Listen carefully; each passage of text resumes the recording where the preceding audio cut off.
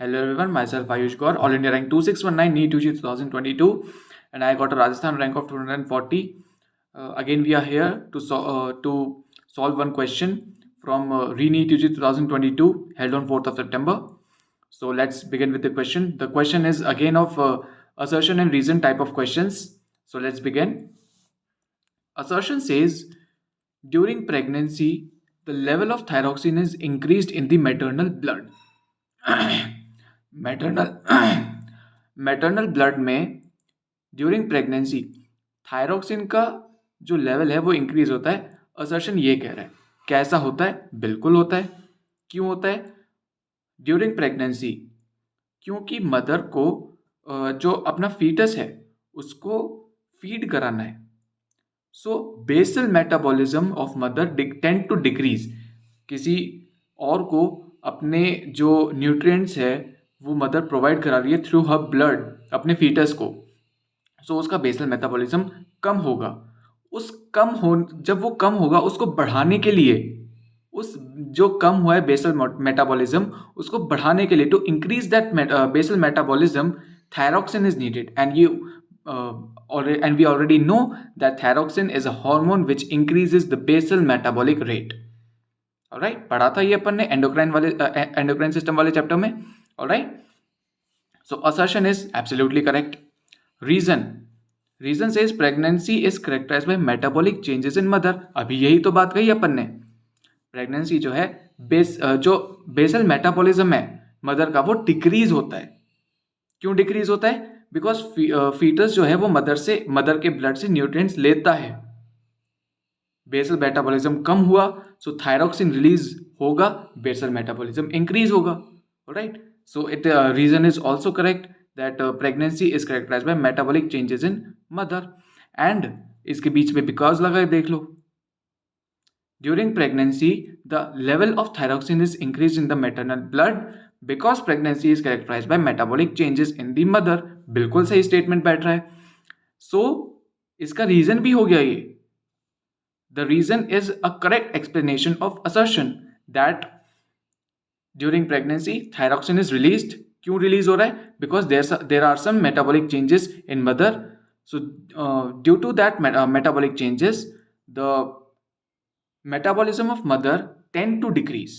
But when thyroxine is released from mother thyroid gland, the metabolism is retained in the body. So the correct answer will be both assertion and reason are correct, and reason is the correct explanation of assertion. First option. I think I'm very clear with this question. So let's move on to the next question. Question number 182. It is from Animal Kingdom chapter, the most familiar chapter. Select the incorrect statements with respect to the cyclostome. Cyclostomata class पढ़ी थी अपन ने animal kingdom में. इसके incorrect statement, अब यहाँ पे ध्यान देना, इनकरेक्ट स्टेटमेंट्स ही अपने को फाइंड आउट करना है. कई बार यहाँ पे सिली मिस्टेक्स हो जाती हैं. अपन जो है करेक्ट स्टेटमेंट्स को पढ़ लेते हैं और फिर उसमें आंसर टिक कर जाते हैं एग्जाम में.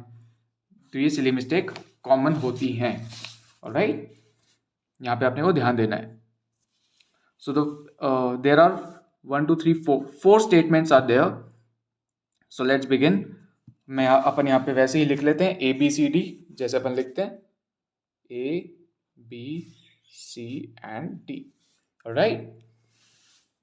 The A statement says cyclostomes, they lack scale and paired fins. Video को पॉज करो, सोचो क्या ये करेक्ट स्टेटमेंट है. मैंने NCERT पढ़ी थी. I know that is the correct statement. और NCERT में एग्जैक्टली जो वर्ड लिखा हुआ था वो क्या था? They lack scales and paired fins. ये नहीं लिखा हुआ था. Cyclostomes are devoid of paired fins and scales. Exact line ये लिखी हुई थी. Devoid of scales and paired fins. Devoid ये वाला word था. I remember that. So you also have to remember that. Alright? NCERT को word to word जब आप याद करेंगे, when you memorize the NCERT word to word, it will be very easy to solve these type of questions word to word. All right, so A statement is absolutely correct. तो हम यहाँ पे we'll take the A statement. All right, they have circular mouth, बिल्कुल सही है. With jaws, no. Cyclostomata class, agnathostomata. Agnathostomata, agnath मतलब without jaws. All right, agenethostomata, that means it has no jaws. So B statement is incorrect because last में जो है, at the last B statement says that it has circular mouth with jaws. No, with jaws नहीं, without jaws. All right, they bear 6 to 15 pairs of gills. All right, इसका मैं अपन देख लेते हैं कि ये सही हो भी सकता है कि नहीं. And B statement says they migrate to deep sea for spawning. They migrate to deep sea for spawning. बिल्कुल इनकरेक्ट है. No, D statement is absolutely incorrect. यहाँ पे एग्जामिनर ने अपने को कंफ्यूज पता है कहाँ किया है, जहाँ पे अभी मैं भी कंफ्यूज हो गया. सी statement, they beer 6 to 15 pairs of gills. Actually in NCERT it is given gill slits. Word to word यदि एनसीईआरटी पे चलें तो यहाँ पे गिल स्लिट्स होना चाहिए था, बट ठीक है, the statement is absolutely incorrect. So we have B and D statements as totally incorrect statements. Alright? C statement, although यहाँ पे गिल्स की जगह गिल स्लेट्स होना चाहिए था क्वेश्चन के अंदर, बट या we can manage it. NTA है, थोड़ी बहुत गलतियां चलती है इनसे, ठीक है. So B and D are incorrect. अपने को इनकरेक्ट स्टेटमेंट्स ढूंढने हैं. इनकरेक्ट कौन कौन से हैं? B and D. सो कौन सा option? A and B C, ये ऑलराइट, ये बी ही है guys. Alright, I am sorry, ये थोड़ा सा जब मैं सॉल्व कर रहा था ये पेपर तो ये इसमें सर्कल लगा दिया था मैंने. So B and D only. Alright, so third option will be our correct answer. Alright, so let's move on to the next question, and here it is. Choose the correct statement. Again, थोड़ा lengthy type of question. The statement 1, statement A, statement B. Alright, मैं एक बार इसको adjust कर दूं guys.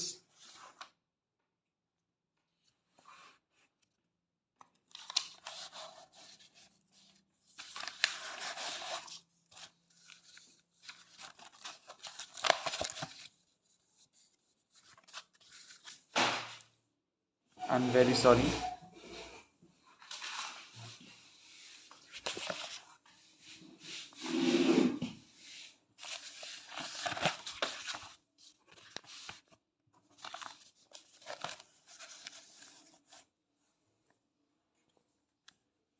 Choose the correct statements. Alright, थोड़ा सा video के lag हो गया, उसके लिए I am really really sorry. Choose the correct statements. So again हम यहाँ पे A, B, C, D and E. Alright, the first statement says bones support and protect softer tissues and organs. Bones supports softer tissues and organs.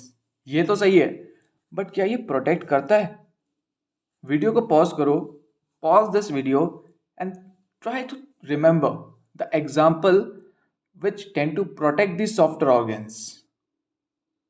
मैं इसका answer अभी दे रहा हूं, but आपको video को पॉज करना. You have to pause the video and think over it. Alright, the answer is rib cage. Rib cage protects the lungs and softer. Lungs is a softer tissue. Alright, तो वो उसको protect करता है. So A statement is absolutely correct. B statement, weight bearing function is served by limb bones.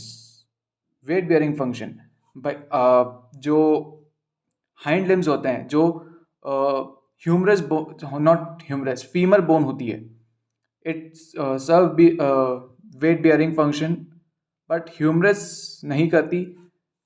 limb bone बोला है, four limb या hind limb नहीं बोला, तो इसको मैं halt पे रखूंगा. I am not sure about that. Alright, ligament is a site of production of blood cells. Absolutely incorrect. Bone marrow is the production of blood site of production of blood cells. Right? It is incorrect statement. C statement is totally incorrect. Adipose tissue is specialized to store fat. बिल्कुल सही है, absolutely correct statement. Tendons attach one bone to another. No, ligaments. Ligaments attach one bone to another. Alright? और tendons क्या करता है? It attaches muscle to a bone. बहुत basic सी बात है, फिफ्थ स्टैंडर्ड सिक्स स्टैंडर्ड में पढ़ते हैं लिगामेंट्स के बारे में और टेंडन्स के बारे में। Alright, so e statement is a completely incorrect statement. So correct statements में ए होना चाहिए, डी होना चाहिए। फॉर बी, जो ये लिम्ब बोन्स दे रखे हैं यहाँ पे, मोर स्पेसिफिकली हाइंड लिम्ब बोलना चाहिए था, because humerus is also a limb bone. It is a limb, it is a part of appendicular skeleton. So यहाँ पे स्पेसिफाई करना चाहिए था वेट बेयरिंग जो फंक्शन है वो हाइंड लिम्ब की फीमर बोन करती है, बट यहाँ पे because we have eliminated the statement C and E, तो अपने जो आंसर है उसमें ए और डी तो होना ही चाहिए। सो ए डी होना चाहिए, ए डी होना चाहिए। ये होगा या ये होगा, but we know that statement C and E are incorrect. So C जो है वो तो इनकरेक्ट है, सो ये तो हो ही नहीं सकता। So first option will be the correct answer. Alright, I have done this question via elimination method. क्यों? Because the question has not specified any hind limb or forelimb in the statement number B. All right. So I think I'm very clear with these three questions. Hope you understand them well. If you understand well, please like this video, subscribe my channel. Stay safe, stay healthy. Thank you and have a nice day ahead.